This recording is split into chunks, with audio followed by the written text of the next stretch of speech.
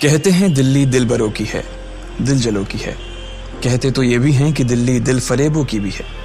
और लकी यानी कि लक्ष्मण लाल अग्रवाल में ये सारे गुण मौजूद थे। लोग उसकी शक्ल को देखकर ही कह देते थे, अबे दिल्ली से हो क्या।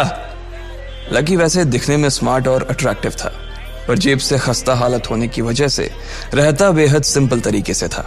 शर्ट का रंग उड़ा हुआ और पैंट से पैबंद जुड़ा हुआ।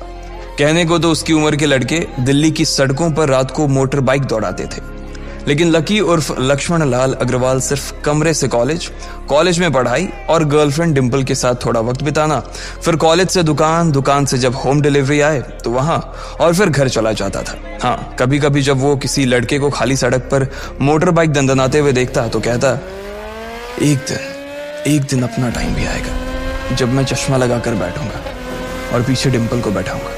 देखना, जब वो मेरी कमर में अपना हाथ कसेगी और मैं तेजी से मोटरसाइकिल को इंडिया गेट के आसपास दौड़ाऊंगा तो सारे दिल्ली का दिल हम दोनों को देखकर जलेगा। दुकान में रखा हुआ बर्नॉल भी काम नहीं आएगा। लकी ने कहा और अपने हाथ में बर्नॉल की क्रीम को दबा दिया। जैसे ही उसने क्रीम को दबाया, उस क्रीम बाहर आ गई। अबे गधे, क्या कर रहा है? वो कोई स्पंज की गेंद है क्या जो उसे दबा रहा है? दुकान के मालिक ने उससे फटकारते हुए कहा और उसके सर पर एक चपत लगा दी। Sorry sir.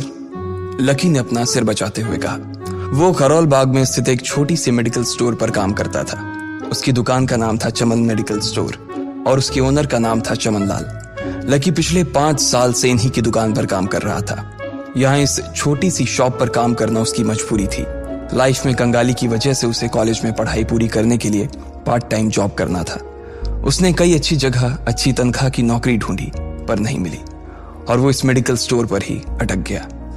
गधे, अब इसके पैसे क्या तेरा बाप भरेगा? कटेगा। इसका पैसा भी तेरी तनख्वाह से कटेगा और एमआरपी से डबल रेट में कटेगा। चमन ने अपने दांतों को किचमिचाते हुए कहा। गुस्से की वजह से उसकी नाक फूल गई थी और लकी की सांसें। उसने घबराते हुए ओनर से पूछा, एमआरपी से डबल क्यों सर जी? ताकि अगली बार से ऐसी कोई हरकत करने से पहले तू डबल बार सोचे। चमन ने कहा और उसके हाथ से ट्यूब छीन ली। उसका जी तो चाह रहा था कि वो लकी की खोपड़ी पर एक और बार अपना हाथ साफ कर ले, लेकिन उससे पहले ही दुकान का फोन बजने लगा। फोन की घंटी बजते ही लकी को वहां से निकलने का मौका मिल गया और वो भागते हुए फोन उठाने के लिए चला गया। हेलो जी, करोल बाग के बेस्ट मेडिकल चमन मेडिकल स्टोर से बोल रहा हूं, बताइए क्या काम था? ये लकी की पेटेंट लाइन थी। चाहे कहीं से भी फोन आए, लेकिन उसे फोन पर बस यही बोलना था। जैसे ही इधर लकी ने अपनी बात कही, उधर से जवाब आया, मैं ब्लूमिंग नाइट होटल के कमरा नंबर 303 से बात कर रहा हूँ। एक छोटा सा ऑर्डर है, नोट करो और जल्दी से होटल पर डिलीवर करवा दो। वो एक लड़के की आवाज थी। उसकी आवाज में काफी भारीपन और एक अजीब सी जल्दबाजी थी।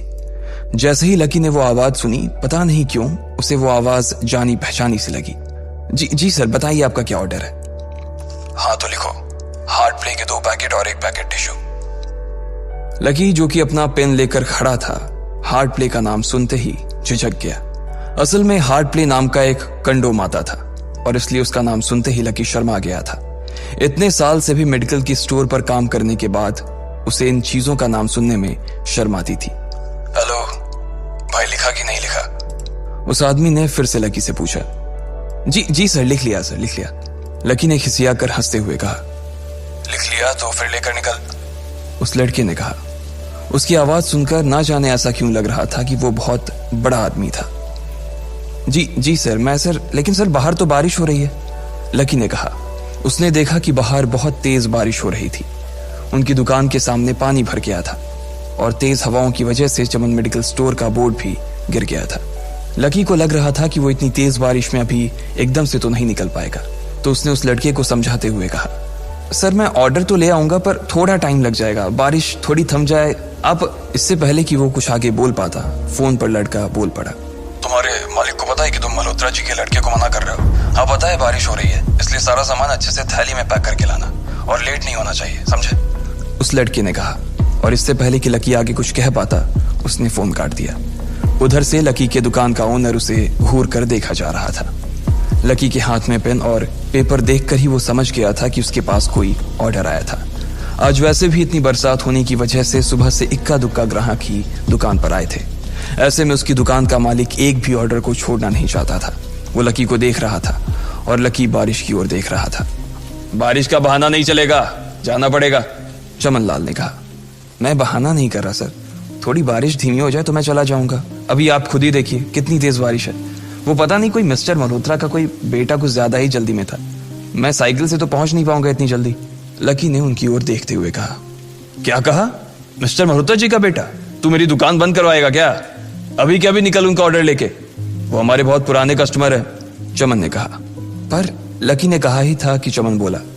पर कुछ नहीं, तू मेरी मोटरसाइकिल ले जा, उसने गुस्से में कहा। अरे सर जी, 200 के ऑर्डर में मुश्किल से 40 रुपए बचेंगे। इससे 3 गुने का तो पेट्रोल ही लग जाएगा, और अगर गाड़ी रास्ते में बंद हो गई तो अलग से खर्चा, लकी ने समझाते हुए कहा। वो जानता था कि उसका मालिक इन सब बातों पर ध्यान नहीं देने वाला। चमन लाल बोला। कोई बात नहीं, तू जा, चाहे जो हो जाए, ग्राहक नाराज नहीं होना चाहिए, और वैसे भी वो मल्होत्रा जी का बेटा है। चमन लाल ने मोटरसाइकिल की चाबी लकी की ओर उछालते हुए कहा। लकी ने चाबी ली। उसे देखकर उसके अंदर मिक्स फीलिंग आ गई। एक तो वो बहुत खुश हुआ कि बड़े दिनों बाद बाइक चलाने को मिलेगी, पर वहीं दूसरी तरफ दुखी इसलिए हुआ कि बाइक मिली भी तो ऐसी तेज बारिश में, अगर खराब हो गई तो इसकी चपत भी उसके सिर पर ही पड़ेगी। वो मुंह लटकाकर रेनकोट और हेलमेट पहनते हुए वहां से निकल गया। बाहर आकर बाइक को देखा तो लकी ने मन में सोचा, चलो ठीक है, जो होगा देखा जाएगा, कम से कम बाइक तो चलाने को मिल रही है। दरअसल लकी इतने साल काम करने के बाद भी अपने लिए एक मोटरसाइकिल नहीं ले पाया था। लकी की तनख्वाह ही इतनी भर थी कि सिर्फ उसके कमरे का किराया, उसकी साइकिल में डालने वाली हवा का खर्च, बिजली पानी का बिल और डिम्पल के साथ महीने में 1-2 बार बाहर खाने का खर्चा ही निकल पाता था। उसे डिम्पल की कही बात अक्सर याद आती थी। लकी, अगर अगले 2 महीने में तूने बाइक नहीं खरीदी ना तो मैं तेरे से ब्रेकअप कर लूंगी, देखना। असल में डिम्पल को लकी के साथ बाइक पर घूमने की बड़ी तमन्ना थी। लकी की इस उजाड़ जिंदगी में एक वही तो थी जिसके लिए जिंदा रहने को उसका जी चाहता था। जब भी वो उससे बाइक की बात करती तो लकी डिम्पल की इस बात को हंसकर टाल देता था। वो अपने मन में इस बात को अच्छे से जानता था कि डिम्पल उससे बहुत प्यार करती थी और वो उससे कभी छोड़कर नहीं जा सकती थी। वो दोनों एक दूसरे में ऐसे घुले मिले थे जैसे बादल बरसात में घुल जाती है। लकी को डिम्पल बहुत पसंद थी और वो उसके लिए दुनिया जहां की खुशियां खरीद कर ला देना चाहता था। वो चाहता था कि एक दिन वो डिम्पल को प्लेन में बैठाए, लेकिन उसके ये सब ख्वाब इस कम तनख्वाह की नौकरी की वजह से कभी पूरे नहीं होने वाले थे। पर आज उसके पास एक मौका था। वो डिम्पल को अपने साथ इस बारिश में राजपथ घुमाना चाहता था। वो उसे दिल्ली दिखाना चाहता था। चमन लाल को देने के लिए उसने पहले से ही बहाना सोच रखा था। बस जल्दी से वो ये डिलीवरी देकर सीधे डिम्पल के पास ही जाने वाला था।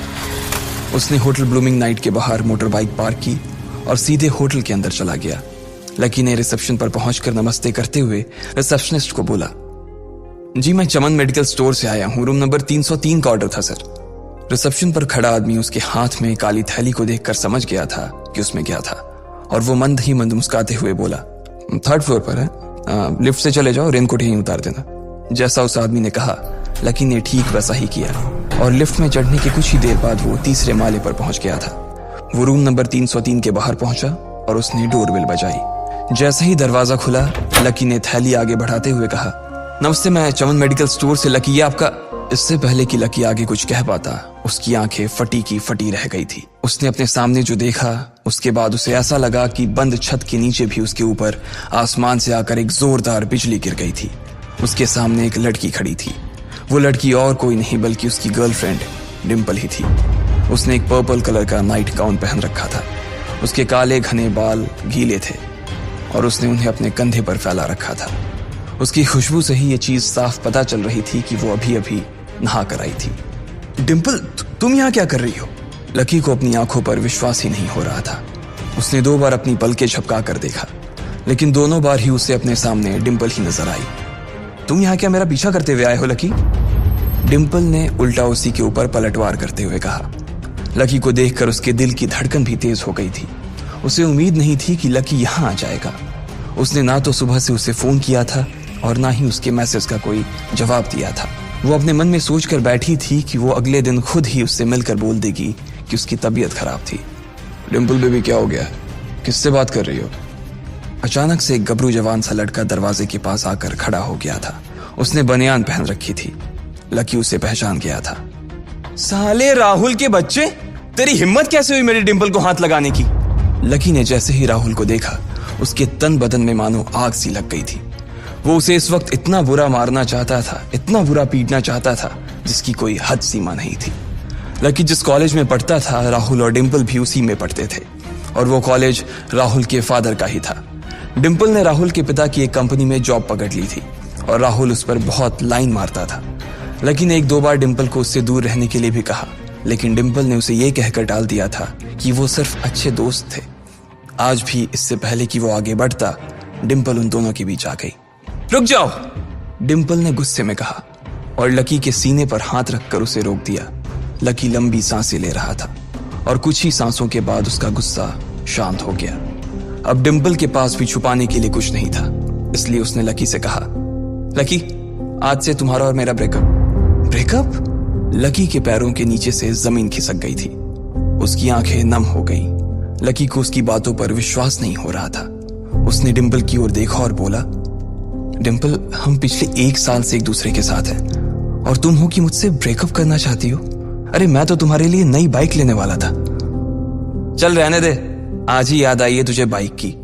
अरे तेरे पास मुझे बाहर घुमाने के लिए, खिलाने पिलाने के लिए पैसे तो है नहीं, तू कहां से लेगा बाइक? और अगर ले भी लेगा तो उसमें पेट्रोल कहां से डलवाएगा? तेरी 8,000 रुपए महीने की नौकरी, उसमें होगा ये सब? लोग हंसते हैं मेरे ऊपर जब मैं सरोजनी में तेरे साथ घूमती हूँ। मैं ऐसी लाइफ नहीं जीना चाहती लकी। मैं तेरी तरह गरीब नहीं रहना चाहती। तूने मुझे फंसाया था, उल्लू बनाया था तूने मुझे, इसलिए मैंने राहुल से मैचअप कर लिया है। आज से यही मेरा बॉयफ्रेंड है, डिंपल ने गुस्से में कहा। अच्छा, तो बेबी ये है तुम्हारा वो बेकार सा एक्स बॉयफ्रेंड? राहुल ने पूछा और डिंपल के बगल में आकर खड़ा हो गया। फिर उसने लकी के हाथ से थैली उठाई और उसमें से हार्ड प्ले का पैकेट निकालकर उसे चिढ़ाने के लिए उसे हवा में लहराने लगा। बाप रे, इससे बदकिस्मत इंसान इस दुनिया में और कौन होगा? राहुल ने उसकी टांग खींचते हुए कहा। लकी के पास उसकी बात का कोई जवाब नहीं था। उसने गुस्से से डिंपल की ओर देखा और अपनी हाथों की मुट्ठी भींच ली। फिर वो वहां से निकल गया। अबे पैसे तो ले जा, सब कुछ फ्री में देता जाएगा क्या? राहुल ने जोर से ठहाके लगाते हुए कहा, लेकिन लकी बिना उसकी बात सुनते ही निकल गया। उसके दिमाग में डिंपल के कहे शब्द गूंज रहे थे। उसने कभी सपने में नहीं सोचा था कि डिंपल उसके साथ कुछ ऐसा भी कर सकती थी। जिस इंसान के लिए वो इतना कुछ करना चाह रहा था, उसे उसकी कोई कदर ही नहीं थी। लकी इतना हताश हो गया था कि बुरी तरह से रोने लगा। इस बार वो लिफ्ट से नहीं बल्कि सीढ़ियों से नीचे उतरा और एक सीढ़ी उतरने के साथ उसके आंसू आंखों से छलकते जा रहे थे। जब उसकी आवाज सुनकर कुछ लोग अपने कमरे से बाहर आए तो लकी ने तुरंत अपने आंसू पोंछे और तेजी से वहां से भाग गया। उसे जिंदगी में पहली बार प्यार हुआ था और पैसों की कमी की वजह से ना सिर्फ उसका प्यार बल्कि उसकी पूरी जिंदगी बर्बाद हो गई थी। लकी जैसे ही बाहर आया तो उसने देखा कि बाहर अंधेरा हो गया था। आसमान में तेज बिजली कड़की और बारिश जो थमी थी एकाएक फिर से झमाझम बरसने लगी। ये देख लकी के थमे हुए आंसू एक बार फिर से छलक गए। उसका दिल बुरी तरह से टूट चुका था, लेकिन उसे इस बात की खुशी भी हो रही थी। आखिर आज उसे डिंपल का असली चेहरा नजर आ गया था। वो तो उसके साथ घर बसाने की सोच रहा था, लेकिन अच्छा हुआ कि उसने पहले ही उसका घर बर्बाद होने से बचा लिया। लकी को दुख तो बहुत हो रहा था, पर उसे यह भी लग रहा था कि उसे आगे चलकर यही दुख उसे खुशी देने वाला था। लेकिन एक चीज थी जो लकी को परेशान कर रही थी, वो थी उसकी माली हालत। उसकी जेब इतनी तंग थी कि उसे फटी हुई जेब की पैंट पहनकर घूमना पड़ता था। कभी कभी तो लकी सिर्फ रोटी खाकर दिन काट लेता था। वो कब से कोशिश कर रहा था कि कोई अच्छा काम पकड़ सके, लेकिन उसे कोई काम देने को राजी नहीं था। उसने टूटे हुए दिल को दिलासा देते हुए मन में सोचा कि डिंपल पर खर्च होने वाले पैसे बच जाने से शायद उसके हालत सुधर जाएंगे, पर फिर भी वो रातों रात रईस नहीं हो जाने वाला था। उसने ऊपर आसमान की ओर देखा और जोर से चिल्लाया, अगर इतना ही अनलकी बनाना था तो फिर नाम लकी क्यों रखा भगवान? वो जितनी जोर से चिल्ला सकता था उतनी जोर से चिल्लाया। उसकी आवाज से आसपास खड़े लोग एक बार तो डर गए थे।